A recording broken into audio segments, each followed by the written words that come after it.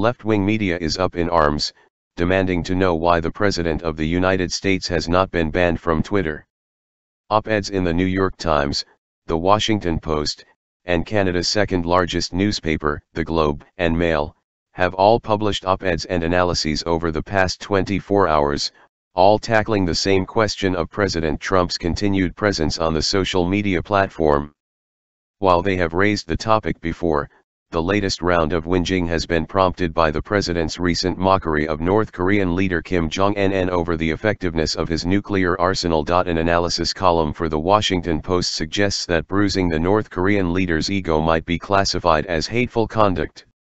Whenever the President of the United States tweets something like this, a question that has been asked since at least the beginning of Trump's rise to power begins to circulate again: why has Twitter not taken action against Trump's tweets or banned his account for violating its policies on hateful content and / or violent threats? In September, you might remember, Twitter defended its decision to keep Trump's account intact when the president tweeted something else that was interpreted as a threat to North Korea. The New York Times also connected Twitter's policies on hateful content to the president's tweet. The remark led to an immediate debate over whether Mr. Trump had broken Twitter's rules and whether the platform should bar him from posting. Twitter has made several changes to its guidelines in recent months involving sexual content and abusive language, though many users have called for more. In December, the company began enforcing new rules on violence. Specific threats of violence or wishing for serious physical harm, death, or disease to an individual or group of people is in violation of our policies, it said in a blog post. It also banned hateful imagery and symbols in profile images and headers. The Globe and Mail, Canada's second-largest newspaper by circulation, published a strongly worded opinion column calling for Twitter to ban Trump, even suggesting that the platform might be held responsible for nuclear war. Of course, we don't know if Mr. Trump will succeed in taking us over a cliff after mocking someone as unstable as Kim Jong once too often, unleashing a firestorm of pain and unimaginable loss in the process.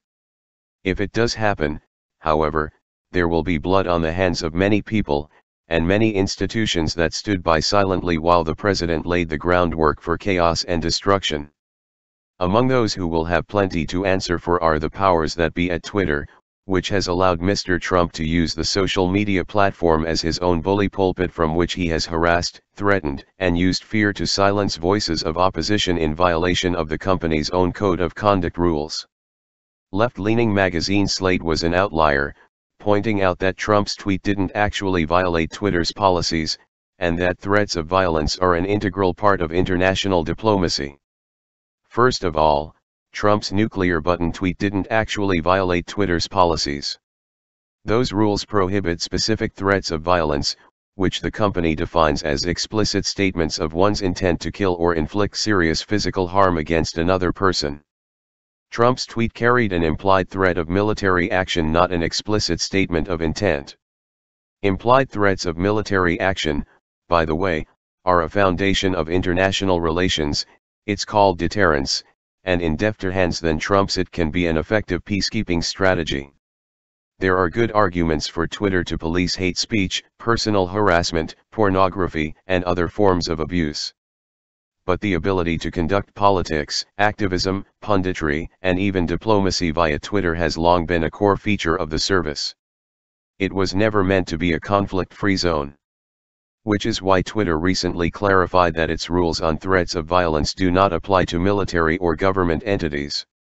The Atlantic published the wokest take so far, arguing that not just Trump, but every world leader should be banned from Twitter. The piece was headlined "The Most Irresponsible Tweet in History."